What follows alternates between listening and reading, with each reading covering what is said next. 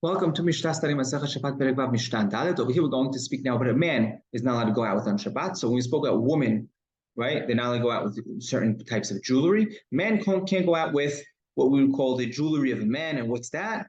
Those are his weapons, right? Back then, especially, right? Then that's what a man would take pride in. So lo yetzeh ha'ish, a man cannot go out. Lo b'saif, lo b'keshet, lo b'tiris, lo b'alav, lo b'romach. Can't go out with a sword, nor with an arrow, with a bow and arrow. Not with a tiris and an ala. These are both, according to Rambam, they're both two types of shields, wooden shields, just different shapes. Right? The tiris was a more of a triangular shape, whereas the ala was a circular, right, an oval circular shape.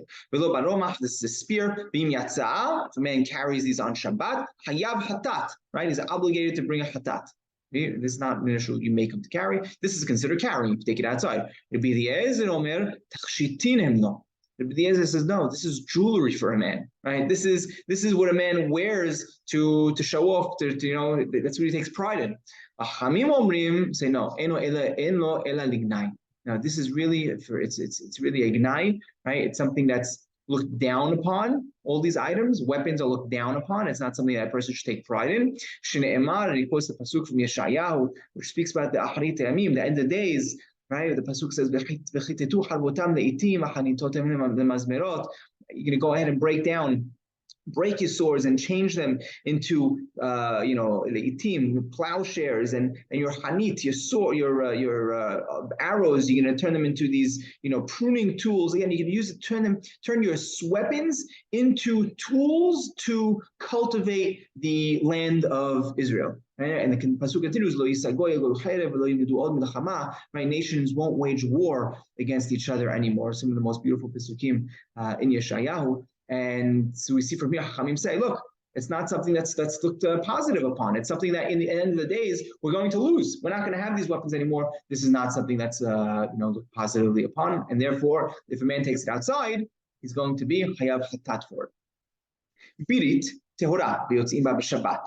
Right? So, and let's just continue. Kevalim, temeim, ve'en yotzim bahem. Right? So the birit, this is the they would have these round, really almost like round, circular things that they would put around metal rings that they would put around a person's, calves or ankles, and they would wear it.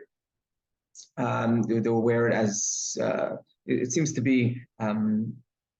It was some type of ornament, ornaments they will wear, and the kevalim literally chains that sometimes they would put on for some of the younger girls, some of the virgins they would wear, and they would have this chain attaching these two rings, right? So they don't take too big of steps, right, to really control their pace, so they don't become damaged, and therefore these two items, so the birit to the circular rings and the kivalim are the chains. So the birit itself is tehora, right? And you are allowed to go out with it on Shabbat, right? You're wearing it. The kivalim, though, right? There's more of those chains.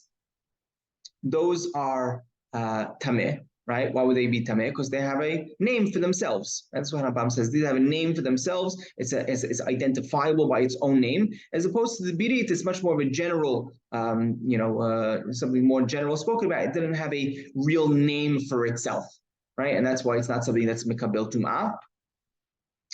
And yeah, halakha we said is like hachamim, as we mentioned above.